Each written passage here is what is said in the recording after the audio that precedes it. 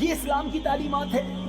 یقین کرو میرے بیچ اسلامی بھائیوں، تکبر ایسا گناہ ہے، اللہ کو اتنا ناپسند ہے کہ روایتوں کا مضمون ہے کہ متکبر کو قیامت کے دن چوٹیوں کی شکل میں لایا جائے گا اور لوگ مسل مسل کر اس کے اوپر سے گزر رہے ہوں۔ تکبر ہی تو کیا تھا شیطان نے۔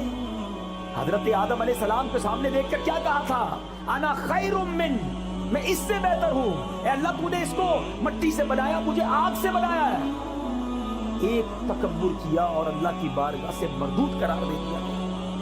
آج یہاں روز تکبر کرتے ہیں، کہتے ہیں یہ گاؤں کے لوگ ہیں، یہ غریب لوگ ہیں، میں پیسے والا، میں وڈیرا، میں چودھری، میں نمبردار، میرے پاس بڑی گاڑیاں، میری بڑی کوٹھی، میرے ملازم ہے۔ ٹھیک ہے، پہلے زمانے میں میں بھی غریب تھا، ان کے ساتھ چارپائی پہ بیٹھ کر چائے پی لیتا تھا، اب میرا سٹیٹس نہیں ہے۔